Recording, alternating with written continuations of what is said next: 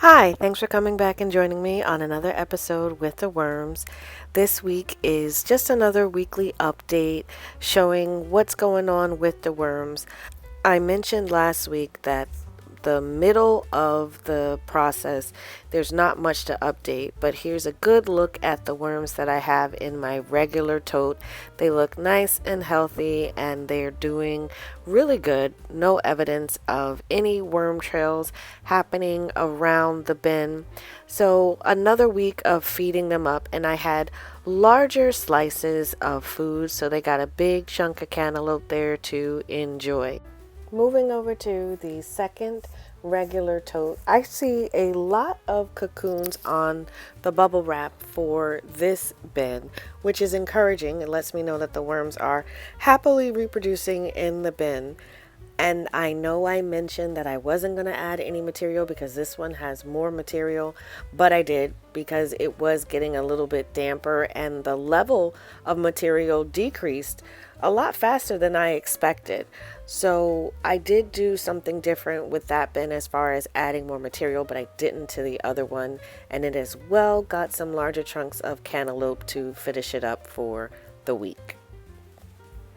Moving over to the breeder bin, I did have some comments in regard to maybe I have too much material for the worms that I have, but for this cycle, I'm gonna leave what's in there for now.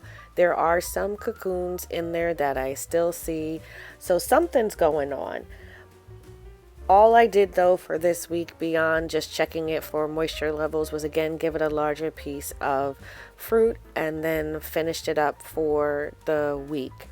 I do believe in a couple of weeks I will be harvesting this yet again. I still haven't decided how many cycles I want to do with the breeder bin before I incorporate these worms back in to their regular bins, but this breeder bin has been moisturized and set up for the week. And for the second part of the breeder bin experiment, this is the Vermi bag tote that I have been not doing much to for the last month or so because it is going to get the cocoons and wisps from the breeder bin. So my concern with this bin has been that it does get a bit dry because there's not a lot of material, and as I'm feeling through this, it's a bit drier than I would want it to be, and I'm starting to get concerned about the castings themselves and the environment for the worms. So since I have that concern, I decided to add the cocoons and wisps to this bin instead of waiting a full 90 days.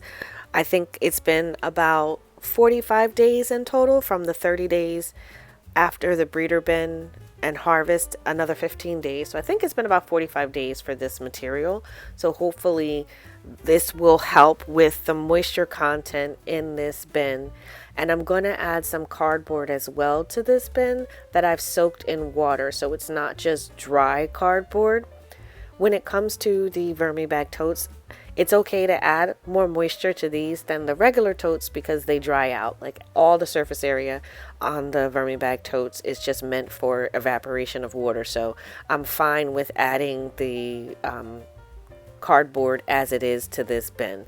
And then I gave this a larger feeding than I would have as well. Hopefully there are some hungry wisps coming out and soon there'll be some cocoons hatching. So the larger food will be consumed, and then made sure this was watered down as well again. And then this bin was set up for the next week as well.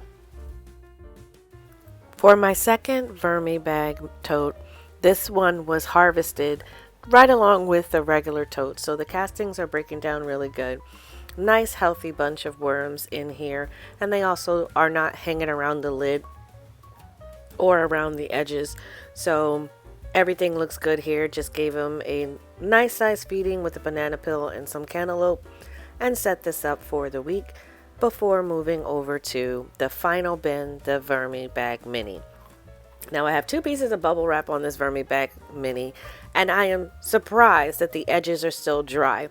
So I still have to conquer and master the crunchy edges, but it was only the top layer. My process of putting food around the edges in a trench and a little bit in the middle seems to be working for the lower edges of the material where they stay a bit wetter, kind of not as wet as the middle, but definitely a lot wetter than they have been. So I still have to get that top piece, and I'm surprised that putting another piece of bubble wrap and making sure it was covered completely did not work. But I'm still keeping the same process with the Vermi bag tote, and I did wet the whole entire thing this week, forgetting that I only wanted to concentrate on the edges. So after adding some more cardboard and some more food to the middle, that set up this bin for the next week. So just another quick update on what's going on with the worms. Hopefully soon I will have more to report. Thank you so much for watching. If you enjoyed the content, please like and subscribe.